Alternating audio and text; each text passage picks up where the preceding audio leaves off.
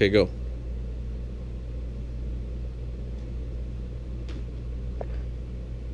Okay. Go clean his face. I thought I told you to clean his face. You're still doing it? Where are you now, my compañera? I'm beating bricks from town to town. Where are you now, my sonidera? I'm at my final down.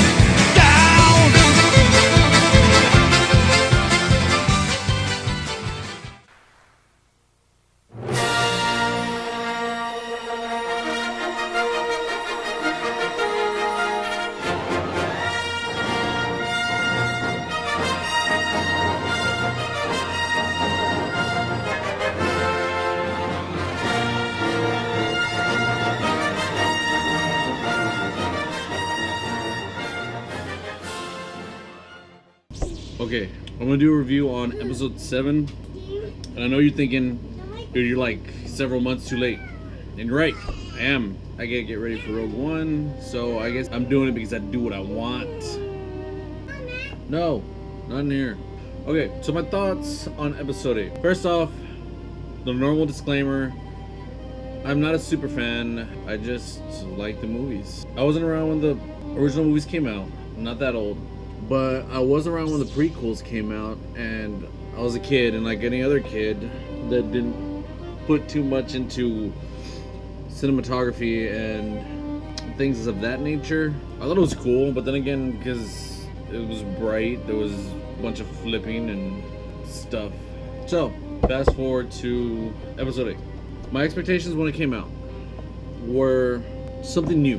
Now that the Empire was struck down, the remaining factions of it or pieces of it were trying to make their own deal and be their own people.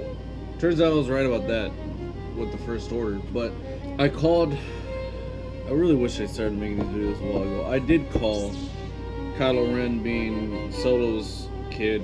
I believe Rey to be related to the Skywalker family in some shape or form. Not quite sure yet how. She's not Leia's daughter, obviously, so that would have to make her Luke's daughter. But I don't know how much of the Jedi things they kept. Like, I know the original Jedi, they weren't allowed to marry because they were married to the Force and all that other shit.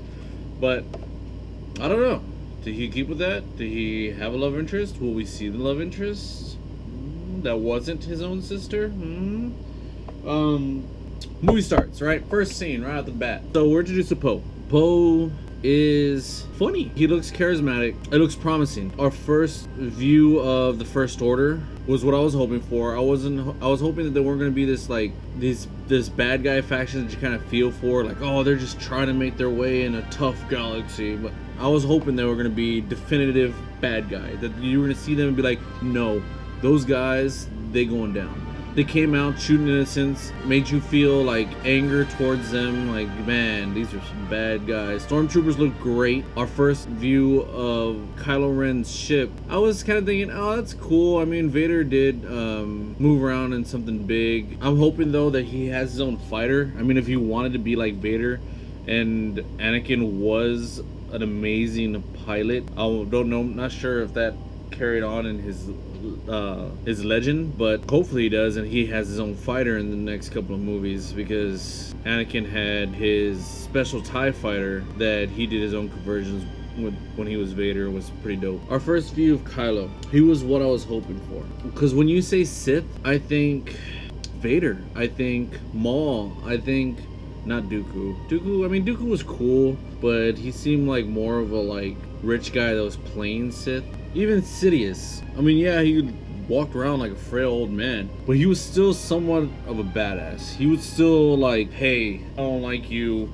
You're strong, that's cool, I'm gonna run away. No, he was like, I'm gonna lightning you to death. You know, that's what you think of Sith. I know Kylo Ren isn't Sith, he's of the Knights of Ren, but you know damn well that's what he wants to be. And no matter what his title is, you want from a Star Wars movie, you want the bad guy that's gonna be a bad guy and whoop some ass. They're gonna be tough. And when we first see Kylo, that's how I feel.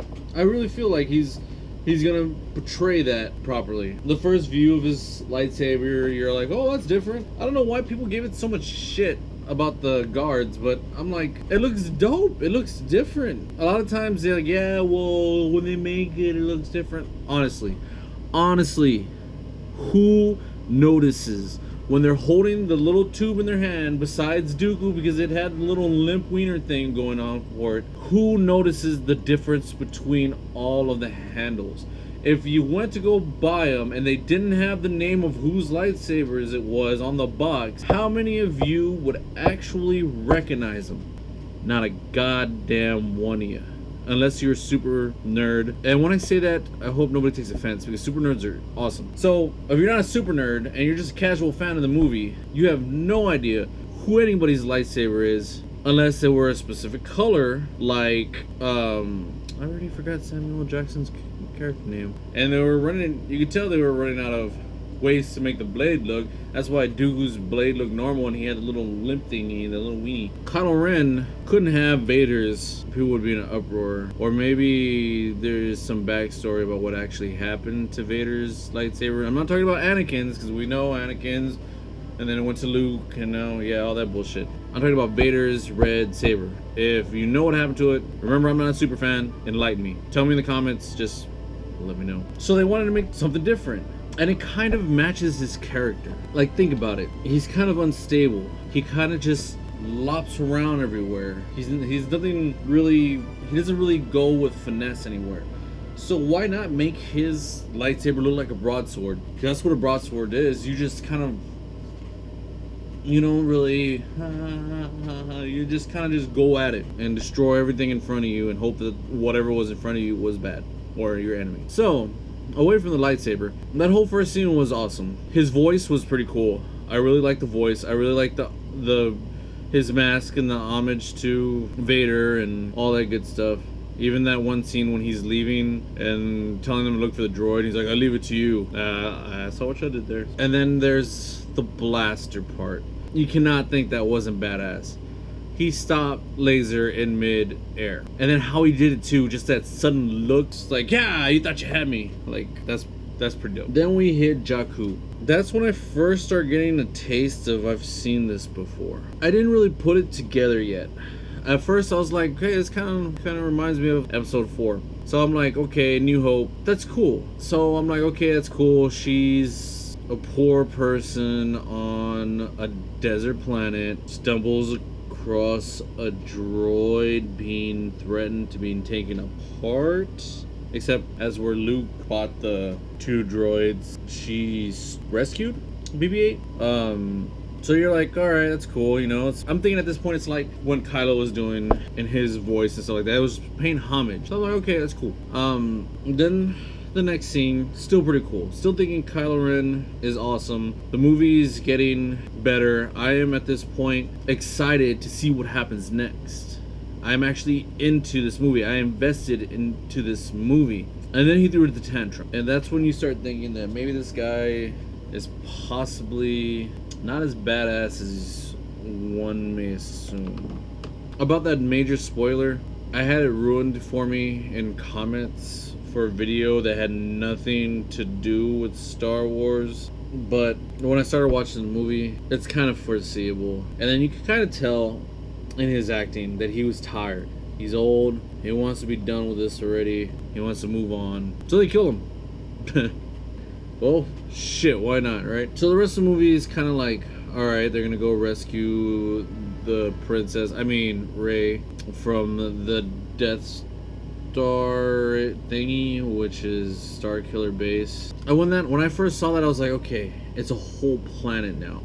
That's pretty cool. But before they blew up Death Star 3.0, I liked how Rey pretty much saved herself. Cool. Alright. Awesome. Phasma. I hate you, Phasma. I was waiting for you to get down. I'm like, this lady is going to be hardcore. She's got a chrome stormtrooper outfit. She's just going to blast away, headshots everywhere, just like MLG everything. Trick shots. She's going to be jumping off TIE fighters, spinning, sniping, quick scoping, and she does absolutely nothing. So that was disappointing. Then the big vehicle battle is supposed to throw down. And that actually kind of saved it. It wasn't as big as I would like, but then again, I'm like hoping one day for this all-out like throwdown when just Star Destroyers and X-Wing, Y-Wings, B-Wings, A-Wings, all the alphabet wings, the TIE Fighter, Interceptor, Advance, all that good stuff, and just throwing it all down. And I knew I wasn't gonna get this in this movie because it's the first of the trilogy, so I'm cool with that. We got the little battle, and that was cool. And then when they're like, hey, as soon as I heard it, there's a new hole in that building, I was like, don't do a Death Star run. Don't do a Death Star run. Don't do a Death Star run. They did a Death Star run. Look, overall, I give this movie 3.5 out of 5. We'll do gargoyles today. Roar. It had much more potential that it needed to hit, and it didn't hit it. But it wasn't a bad movie. What can I hope for episode 8? I'm hoping I want some kind of walker battle. I want the now scarred and fatherless Kylo Ren to become Sith and start throwing down like Sith would. I want Chewie to play a bigger role. Now that it's just him and Solo's gone, I don't want them to pull a Jar Jar Binks and have, well, it was good when they did it with Jar Jar Binks, but not with Chewie. I don't want them to just have him in the background. He's like some kind of senator's apprentice now. I don't want that. I want Chewie to play a bigger role now.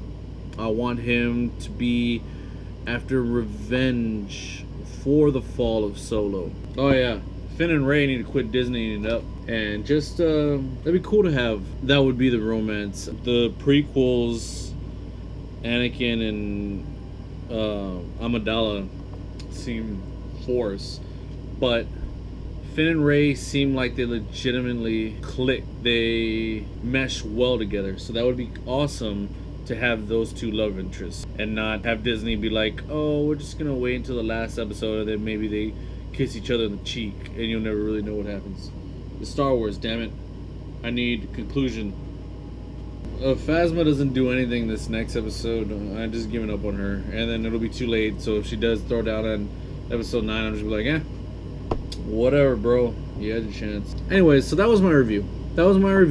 Now that I've gotten that out of the way, I will now try to go and review more updated movies.